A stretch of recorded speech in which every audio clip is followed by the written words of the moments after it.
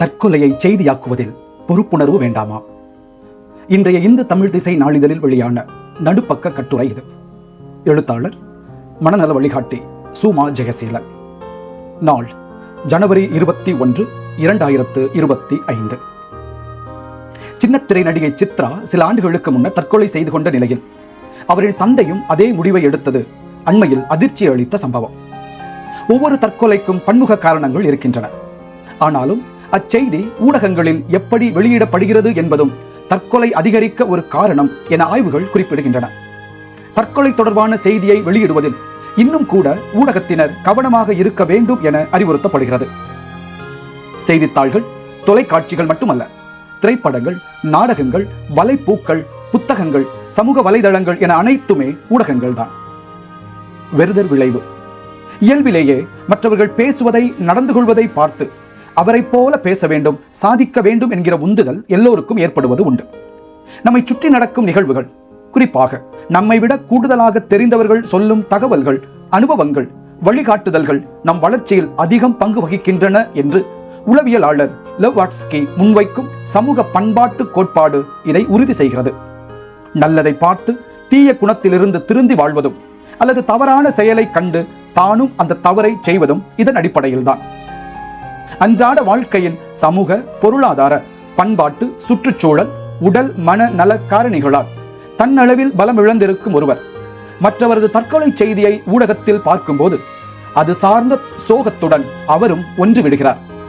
அவரை போலவே தானும் செய்ய தூண்டப்படுகிறார். தற்கொலை செய்தவர் புகழ்மிக்கவர் என்றால் ஆபத்தின் அளவு இன்னும் அதிகம். இதற்கு வெறுதர் விளைவு, வெறுதர் இஃபெக்ட் என்று பெயர். தவறான சித்தரிப்பு. ஊடகத்தினர் தற்கொலை செய்தியை வெளியிடும்போது வாசகர்களையும் பார்வையாளர்களையும் ஈர்ப்பதற்காக பிரேக்கிங் நியூஸ் என சத்தம் போட்டு உரக்கச் சொல்கிறார்கள். கவிதையாக, புதுமையாக தலைப்பு வைக்கிறார்கள். எப்படி, எங்கே, எந்த நேரத்தில், எந்த பொருளால், யார் தூண்டுதலால் ஒருவர் தற்கொலை செய்து கொண்டார், அவரின் உடலில் எந்த இடத்தில், எவ்வளவு ஆழத்தில், என்ன மாதிரியான காயங்கள் இருக்கின்றன என்பது போன்ற தகவல்களை மிக விரிவாக பேசுகிறார்கள். ஒருவர் தன் வாழ்வை முடித்துக் கொண்ட காட்சிகளை லேசாக மறைத்தும், காட்சி துணுக்கு கிடைக்கவில்லை என்றால் வரைகலை உதவியுடன் வரைந்தும் திரும்ப திரும்ப ஒளிபரப்புகிறார்கள். கதையையும் கற்பனையையும் கலந்து காசாக்குகின்றனர் சிலர். இது போன்ற செய்திகளை பார்ப்பதால் அது குறித்த பயமோ அல்லது விழிப்புணர்வோ அடைவதற்கு பதிலாக அதே போல செய்து பார்க்கும் ஆர்வம் பலமிழந்திருக்கும் பலருக்கு, குறிப்பாக 10 பருவ மாணவ மாணவிகளிடம் அதிகரிப்பதாக ஆய்வுகள் குறிப்பிடுகின்றன. உதாரணமாக, ஏன் என்பதற்கு 13 காரணங்கள் என்றொரு புதினம் அமெரிக்காவில் இளைஞர்களுக்காக வெளியானது. உயர்நிலை பள்ளியில் பயிலும் ஹன்னா பேக்கர் என்னும் கற்பனை நபர் அதன் முக்கிய கதாபாத்திரம். தான் ஏன் சாகிறேன் என்பதற்கான 13 காரணிகளை 7 ஒலிப்பேழைகளில் பேசி வைத்துவிட்டு ஹன்னா தற்கொலை செய்து கொள்வதாக அதில் கூறப்பட்டுள்ளது. 2017 OTT தளத்தில் தொடராகவும் வெளியானது. அதன் பிறகு தற்கொலை தொடர்பாக இணையத்தில் தேடுகிறவர்களின் எண்ணிக்கை 19 விழுக்காடும், தற்கொலை செய்து கொள்வது எப்படி என தேடியவர்களின் எண்ணிக்கை 26 விழுக்காடும், 10 முதல் 17 வயதுக்கு உட்பட்ட 10 பருவத்தினரின் தற்கொலை எண்ணிக்கை 30 விழுக்காடும் அமெரிக்காவில் அதிகரித்துள்ளன. ஹன்னாவின் தற்கொலைக்கான காரணங்கள் தொடர்பான காட்சிகள் பிறருக்கு நம்பிக்கையையும் மனமாற்றத்தையும் கொடுப்பதற்கு பதிலாக தற்கொலை எண்ணத்தை செயல்படுத்த தூண்டியிருக்கின்றன. ஆரோக்கியமான வழிமுறை அவசியம்.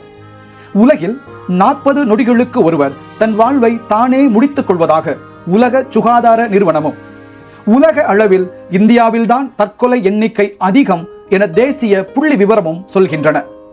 இந்நிலையில் ஒருவரின் தற்கொலை செய்தியை விலாவாரியாக விளக்காமல் மனச்சோர்வான சூழலை எப்படியெல்லாம் கையாளலாம் என்கிற வழிமுறைகளுக்கு அதிக முக்கியத்துவம் கொடுத்து வெளியிடுவது துயர்மிகு நிலையில் உள்ள பலரை பாதுகாக்கிறது என்கின்றன ஆய்வுகள். இதற்கு பபஜெனோ விளைவு, பபஜெனோ இஃபெக்ட் என்று பெயர். அமெரிக்கா உள்ளிட்ட நாடுகளில் இருப்பது போல இங்கும் ஊடகத்தினர் இது குறித்த ஆரோக்கியமான உரையாடலை தொடங்கலாம். சமூக பொறுப்புணர்வுடன் ஆரோக்கியமற்ற தகவல்களை தவிர்த்துவிட்டு செய்திகளை வெளியிடலாம்.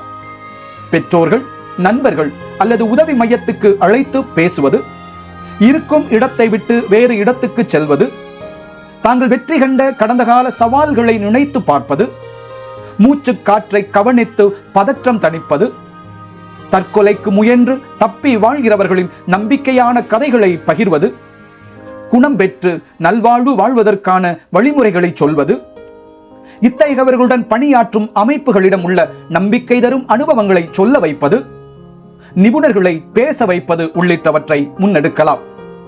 எல்லோரும் எல்லா நேரமும் முழு மன வலிமையுடன் இருப்பதில்லை. ஏதோ ஒரு சூழலில் மன வலிமை குறைந்து பதற்றத்தில்தான் இருக்கிறோம்.